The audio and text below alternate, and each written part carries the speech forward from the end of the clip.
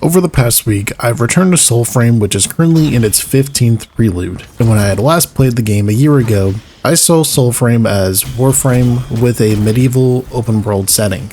This would be something I would like, and it would attract people interested in Warframe and the medieval fantasy games in general, but it didn't really feel a niche in my life. Fast forward to February of this year, in which I had started my Souls game journey by 100%ing Dark Souls, Dark Souls 2, Dark Souls 3, and ending off with Elden Ring. I was blown away by these games, and I was eager to try Night Rain because it would be Elden Ring, but with friends. And while there is an audience for that game, I do not believe I'm a part of that audience. I don't feel like I'm playing a Soul games when I play it, but instead I am playing a roguelite experience with a Souls game skin on top of it. I don't get the same feelings I did exploring locations like Orlando, Majula, Lothric Castle, or even the lands between. I didn't experience hardships in the same way I did with getting good when I was playing bad, and it wasn't the multiplayer experience I was looking for with friends. Elden Ring and Night Rain did not give me hope that a studio could make a Souls-like experience that had multiplayer built into it on day one and being one of the main gameplay systems. A game I could hop in, hop out seamlessly, co-op, to explore worlds and get your ass kicked with friends. This was until I revisited Soulframe last weekend. I want to get this out of the way as soon as possible. Soulframe is in its alpha state and is not as good as Elden Ring, nor do I think it is an Elden Ring experience at its default level. They're two different beasts that are telling two different stories that have different approaches to them. However, a lot of people are going to tell you that it's a live service Elden Ring. And if you're looking on the surface level, I guess you could say that. However, I think it's a more complex definition is in order to explain why I think Soulframe is a Souls-light and not a Souls-like. Let's start with the combat. It's a pretty common joke to claim something is a Souls-like when you can parry and dodge in a video game that is somewhat difficult to do. But I've never heard anyone call Assassin's Creed a Souls-like game, and there's a good reason for that. In a game like Assassin's Creed, mainly the earlier one since I haven't played anything past Unity in years, the combat is extremely straightforward and easy to engage and disengage with no downsides besides maybe causing guards to be alerted. When it comes to the Souls games, there's a lot of decision making when playing the game for the first time. Do I risk going for a parry so I can get a big damage off? Because if I fail, I'll need to use a flask, and if I use a flask, I won't have one for the boss. Do I go for the combo just twice, or do I greed for a third one? If I do, I again do big damage. But then I can't dodge an attack if it comes because my stamina is not really that leveled up. Do I invest points in vitality so I can make more mistakes and worry less about flask, or do I invest in a strength so I can kill enemies faster or even in one hit? These are all resource investments that you need to think about constantly, and not a lot of games will have you thinking like that, and Soulframe doesn't ask you to do this either. Sure, you have skill cooldowns and stats you can invest into, but not to the degree a game like Elden Ring does. Instead, your skills are tied to 3 different stats, and investing into the stats will buff these skills alongside whatever the stat does. The stats are pretty simple. Courage is for your strength and vitality builds, Spirit is for your magic builds, and Grace is for your dexterity builds. You could invest into all of the stats in one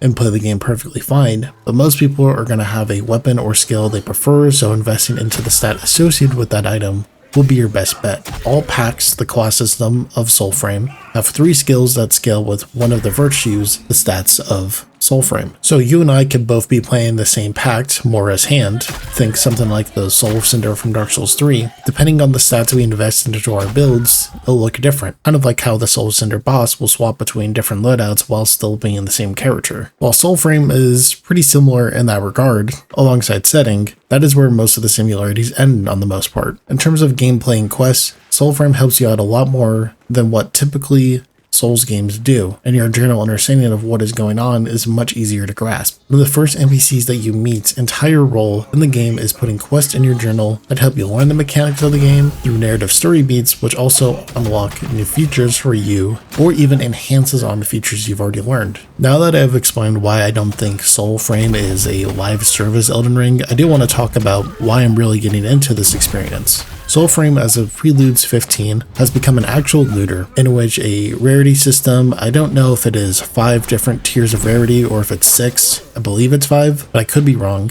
Can drop at any moment with random rolls on weapons, which can be target farmed at specific locations, which can also be crafted at a blacksmith, serving as a pseudo pity system for bad RNG. However, in the future, there will be a way to create the perfect ideal weapon via the blacksmith, and I think that's a lot of fun. Exploring the world and finding dungeons to do with friends or alone to see what encounters generates, because it is randomly generated every time you go in, has been a blast, and we're only in the beginning in terms of content. As time goes on and more dungeon types will appear, with more enemy types and more weapon types, with more pack types that will use different virtues and so much more, we're in for something amazing with Soulframe. While the game isn't perfect, the devs have been very open on mistakes that have been made and their dedication on making the game perfect, which is why it is so awesome to me. I love Warframe, but it doesn't have the same looter feeling that many other games that I love have. Soulframe seems to want to be that game while still using the same strong foundational systems that Warframe uses, with a focus on creating a challenging experience that can be done alone or with friends in an open world setting. This is something I've always wanted from a Souls-like experience, and I feel like many others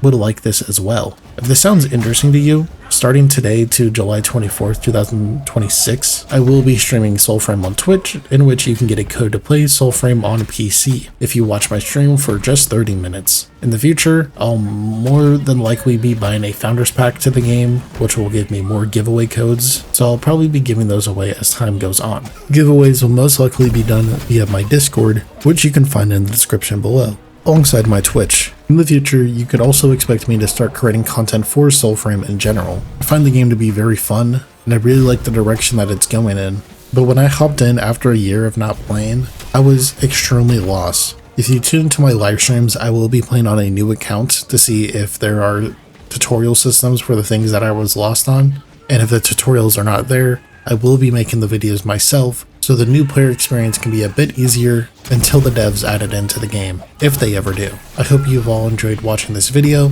and if this video has helped you learn about Soulframe, or even piqued your interest in it, please let me know down in the comment section down below. Until next time, stay safe. Damn, that guy was stuck in the wall, but now he's in the air. Oh, another one over here. See that? Yo! Oh my god. What that is? Oh, the cheers. Damn, nothing. Oh, we can get scraps from these swords. So how do you activate your room? Is that gonna do it occasionally? It's just in the timer? So how you activate it is whenever you do a pulse. So when you smite someone, you have to go soul mode, pull that smite out of the air, and it gives you a rune charge. Is that another little What the shit? fuck? It just sent me back in time to fucking pet the deer, but the deer's not here. What the fuck?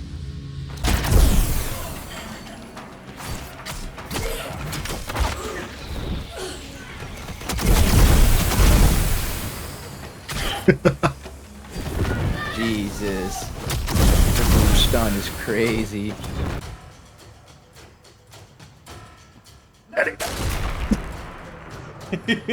Almost shot me. Where are you? Get him though. Get him though. Does that actually kill? Will that actually kill you? Yes, I killed myself doing it today. Bye. I smite me.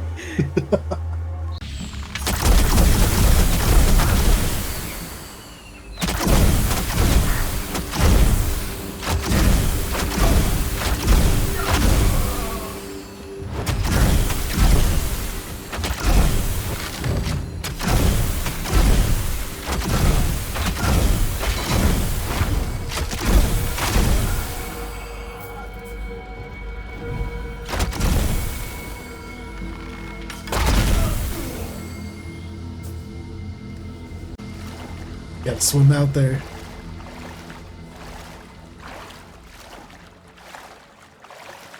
Oh, wait, where are you going? See that boat out there? Next step is Huss Valley. Huz Valley. No, Huss Valley, like Huss like running. The Huz Valley. Huz. Yeah. Gotta hop on the husboat. Huz boat. The Valley of the Awaken. Fuzz. I better be able to open that weather app, or I'm cooked. Buzz Island. I wonder if this is actually something we can interact with or not. Probably Like, it's not. getting We're just closer. Like, I'm able to get pretty close. So we'll say this You is wanna like, see- when I was talking about wanting a multiplayer Elden Ring, this is like, not What it you exactly, but it is close to what I would prefer over Night Rain. Yeah. Let me see what we got. Is that like a... When did I just unlock?